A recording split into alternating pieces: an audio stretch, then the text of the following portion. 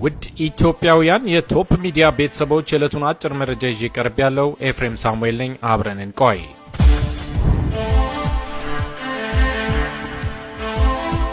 ውድ ኢትዮጵያውያን ዛሬ ይዤላችሁ የቀረብኩት በአዲስ አበባ ጉዳይ ከአዴፓ መንደር ከዶክተር አምባቸው አካባቢ የወጣ አንድ መረጃ አለ።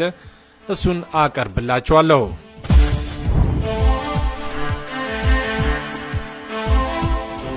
የአማራ አመራር በወርዳቸው ማሰብና መናገር እየጀመሩ ነው።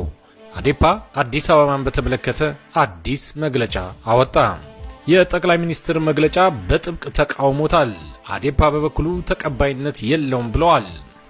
የአዲስ አበባን ወቅታዊ ጉዳይና ኮሚቴውን የአማራ ክልል ኮሚሽን ቢሮ ኃላፊ ይህን ብለዋል።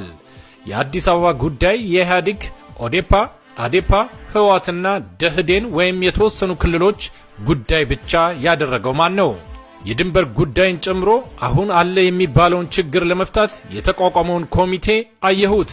አባላቱ ከክልል ክልል ከድርጅት ድርጅት ሲነጻጸር የቁጥር አለመመጣጠኑ እንደተጠበቀ ሆኖ አመራረጡ የአዲስ አበባ ነዋሪዎችን ያገለለና በኢህአዴግ አባል ድርጅቶች ብቻ የተወከለ ነው።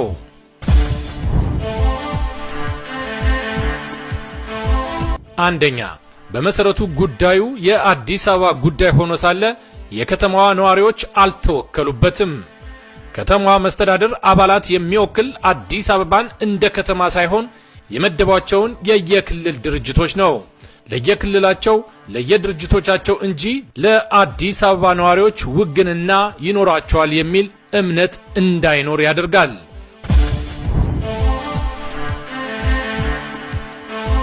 ሁለተኛ፣ በሌላ በኩል በመዲናዋ ጉዳይ ክልሎች ሊወከሉ ይገባል ከተባለ አዲስ አበባ የኢትዮጵያ ዋና ከተማ የብሔር ብሔረሰቦች መናኸሪያ እንደመሆኗ መጠን በኮሚቴው ውስጥ ሁሉም ክልሎች ሊወከሉ ይገባል። የአራት ክልሎችን የፖለቲካ ድርጅት አመራሮች ብቻ የወከለ አካሄድ ትክክል አይደለም። ይህ ኮሚቴ እንደ ክልል አፋርን፣ ሶማሌን፣ ጋምቤላን፣ ሐረሬን፣ ቤንሻንጉልን በአዲስ አበባ ጉዳይ አይመለከታችሁም እንደማለት ተደርጎ ሊተረጎምም ይችላል። ይህም ለሀገራዊ አንድነትና ሌላ ሳንካ የመፍጠር አካሄድ ነው።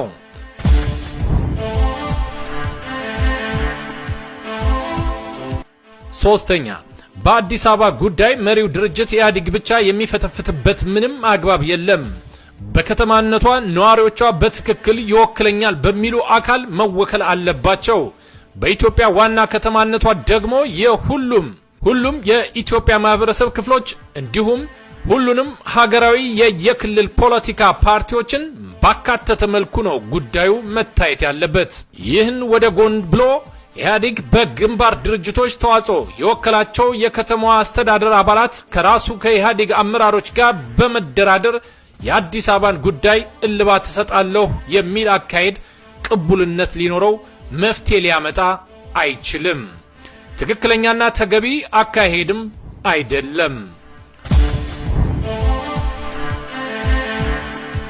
አራተኛ፣ የአዲስ አበባ ጉዳይ የኢትዮጵያ አጠቃላይ ጉዳይ ነው። ምናልባትም ኢትዮጵያ እንደ ሀገር የመቀጠል ያለመቀጠሏ የመጨረሻው ወሳኝ ጉዳይ አዲስ አበባ ጉዳይ ነው። ከዚህም ባሻገር መዲናዋ የአፍሪካ መዲናና ለህብረቱ ጉዞ ማስተባበሪያ ማዕከል ናት። የተባበሩት መንግስታት ድርጅት የዲፕሎማሲ መናኸሪያ በመሆንም ከዓለም ሶስተኛ ናት። የአዲስ አበባ ጉዳይ በኮሚቴም ሆነ በሌላ አግባብ ሲታይ ይህ ሁሉ ግምት ውስጥ ገብቶ ነው መታየት ያለበት። ከፍተኛ የኃላፊነት ስሜት በተሞላበትና መፍትሄም በሚያመጣ አካሄድ ነው ሊታይ የሚገባው። ችግሮችን በሚያባብስ መልኩ በስሜታዊነትና በእልህ መጓዝ ወደ ገደል ብቻ ነው የሚወስደው። የአዲስ አበባ ጉዳይ የአንድ ከተማ ጉዳይ ብቻ አይደለም። የኢትዮጵያ ፖለቲካ፣ ኢኮኖሚያዊ፣ እምነት፣ ታሪክ፣ ማህበራዊ ትስስር፣ ህብረ ብሔራዊነት ሁሉ ጉዳይ ነው። ከምንም በላይ ተወልደው ያደጉባት እትብታቸውን የቀበረች የነዋሪዎቿ መፈጠሪያም መቀበሪያም ከተማ ናት። ይህ ሁሉ ግምት ውስጥ የማያስገባ የአንድ ወገን እይታ መፍትሄ ሳይሆን ችግር ነው የሚወልደው። የአዴፓ አዲስ አበባን በተመለከተ ያወጣው ጥብቅ መግለጫ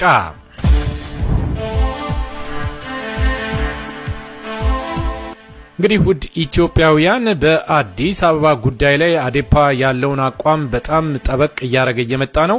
አዲስ አበባን በተመለከተ የአዴፓ አቋም ግልጽ ነው።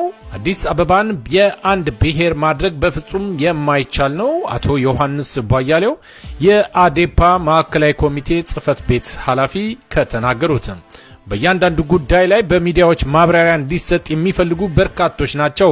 በእያንዳንዱ ጉዳይ ላይ ምላሽ ከመስጠት ይልቅ ተግባርና ውጤት ላይ ማተኮር ይገባል።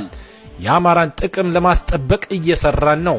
ሁሉም የአማራ ተወላጅ ከጎናችን ሊቆም ይገባል። የአማራ ክልል ርዕሰ መስተዳድር ዶክተር አምባቸው ተናግረዋል። እንግዲህ ውድ ኢትዮጵያውያን እኚህ በዶክተር የአማራ ክልል ርዕሰ መስተዳድር ሆነው ከተሾሙ ጊዜ ጀምሮ በጣም ጥሩ የሚባሉ ንግግሮችን በንግግር ደረጃ እስካሁን በጣም ጥሩ የሚባሉና ወኔ ቀስቃሽ ንግግሮችን እየተናገሩ ይገኛል። ይሄም ደግሞ ከምን ጊዜውም በላይ ለኢትዮጵያ ሕዝብ የሚያስፈልግ ነገር ነው። እንግዲህ ውድ ኢትዮጵያውያን የአማራ መዳከም ኢትዮጵያን ሊያፈርሳት እንደሚችል ከብዙ ነገር የተማርን ይመስለኛል። ምክንያቱም አንድ ብቻውን ሲደራጅ የነበረና ተደራጅቻለሁ ተጠናክሬያለሁ ብሎ የቆመ ብቻውን እንደ አንበሳ ሆኖ ራሱን በመስታወት እንደሚያይ ድመት አንበሳ ሆኖ ስለሚታየው የግድ አንድ ጠንካራ ኃይል ያስፈልጋል። ያም እንግዲህ ከኢትዮጵያ ማህበረሰብ እንግዲህ ትልቁ ኦሮሞና አማራ ናቸው። ሁለቱ ጠንካራ ሆነው ከቀረቡ ለድርድር ይቀርባሉ። ነገሮች ሁላ አብረን እንዴት እናስተዳድር የሚለው ነገር ይመጣል። ስለዚህ አማራ ከምን ጊዜውም በላይ መጠንከርና ንግግሮችን መናገር ይኖርበታል ብለን እናምናለን። ይሁንና አሁን የምናያቸው ነገሮች በአዲስ አበባ ዙሪያ ላይ ጠንከር ያሉ አቋሞችንና ንግግሮችን ከአዴፓ አመራሮች እያዳመጥን እንገኛለን። ይህ በጣም ሊበረታታና ሊደገፍ የሚገባው ነው እንላለን።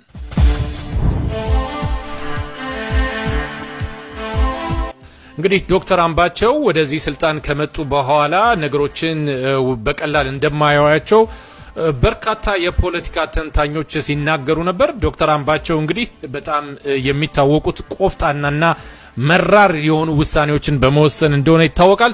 የአዲስ አበባ ጉዳይ እንግዲህ የአንድ ክልል ብቻ አይደለም፣ እንዲሁም ደግሞ የአንድ ገዢ ፓርቲ ኢህአዴግ ብቻ የሚወስነው ነገር አይደለም ብለዋል። እንግዲህ አዲስ አበባን በተመለከተ ሁሉም ብርብር እያደረገ ይገኛል። አዲስ አበባ የሁሉም የኢትዮጵያውያን መዲና እንጂ የአንድ ብሔር ወይም ደግሞ የአንድ ፖለቲካ ፓርቲ መፈንጫ አይደለችም የሚሉ መረጃዎች በተከታታይ እየወጡ ነው። አዴፓም እንግዲህ ለአንዴና ለመጨረሻ ጊዜ ታጥቆ የተነሳ ይመስላል። አዴፓ በአዲስ አበባ ጉዳይ ላይ እጁን ማስገባት አለበት። ምክንያቱም ላለፉት 27 ዓመታት እንግዲህ የኦሮሞ ጽንፈኞች ለብቻቸው ሲደራጁ ነበር። አማራ በኢትዮጵያዊነት አንድነት ስር ተወሽቆ ብቸኛ ተጎጂ ሆኗል። አሁን ግን አማራ ከምን ጊዜውም በላይ ታጥቆ ተነስቷል፣ ከምን ጊዜውም በላይ ተደራጅቷል። ስለዚህ የአዲስ አበባን ጉዳይ ማንሳት መቻል አለበት። ምንም የሚያስፈራው ነገር የለም።